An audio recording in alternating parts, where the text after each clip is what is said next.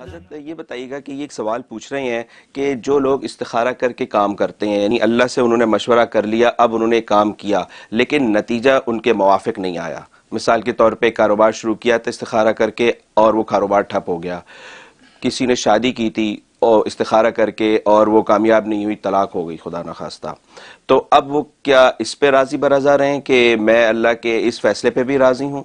کہ اس نے تو مجھے یہ گائیڈ کیا تھا کہ شادی کرو اور یہ ناکام ہو گئی شادی، تو اس کے بارے میں کیا گائیڈنس ہے؟ ماشاءاللہ بہت اچھا پوائنٹ اٹھایا آپ نے.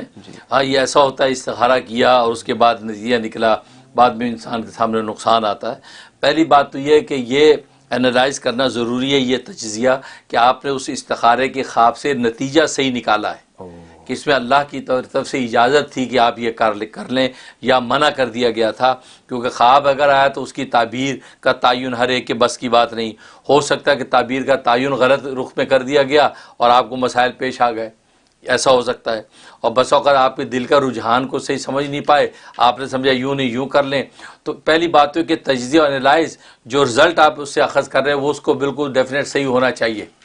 اب اگر کل کو پرابلم کریٹ ہو گئے تو اس میں یہ بدگمانی کی جا سکتی ہے کہ آپ نے انالائز صحیح نہیں کیا، ہو سکتا ہے مطلب کچھ اور ہوتا اور آپ نے کچھ اور سمجھا، ایک بات. اور دوسری بات یہ اگر آپ نے ایکوریٹ نتیجہ نکالا تو صحیح نکالا، ماہر فن نے بتایا آپ کو، آپ نے اس کے مطابق کر لیا، پھر ایسی ہارڈ شپس آ رہی ہیں تو پھر آپ منتظر رہیں، انتظار کریں کہ اللہ تبارک و تعالی اس پہ ضرور خیر نکالیں گے. یہ اس میں بھی کوئی اللہ تبارک و تعالیٰ کی طرف سے بہتری ہوگی کہ یہ ہارڈ شپ جو آ رہی ہیں اتنے عرصے، یہ اس کا نتیجہ اور رزلٹ اچھا نکلے گا.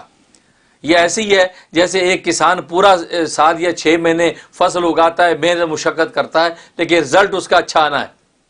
محنت مشقت کا مطلب یہ نہیں ہے کہ رزلٹ اچھا نہیں آئے گا، یا یہ کہ بچہ جو ہے اس نے 9 مہینے بعد پیدا ہونا ہے، 9 مہینے کے دوران میں ماں پر جو مشکلات آ رہی ہیں، جو ہارڈ شپس آ رہی ہیں، اس کا یہ مطلب نہیں نتیجہ خراب نکلے گا. ہو سکتا ہے 9 مہینے بعد جب بچہ پیدا ہوگا صحت مند سالم تو گویا کہ نتیجہ اس کا صحیح نکلا. تو اس سے شادی کر لی، کاروبار کر لیا، شروع میں پریشانی اور جو بزنس دگردو نظر آ رہا ہے تو صبر رکھیں کہ پھر انتظار کریں کہ انشاءاللہ اس کا نتیجہ جو ہے رزلٹ اچھا نکلے گا، کیونکہ اللہ تبارک و تعالیٰ سے استخارے کے ساتھ کیا. اور حدیث میں آتے استخارہ جب آپ نے کر لیا تو اللہ تبارک و تعالیٰ آپ کو نادم نہیں ہونے دیں گے. اللہ کفایت کرتے ہیں، اب آپ کو ندامت نہیں ہوگی، ضرور اس کا نعم البدل عطا کریں گے.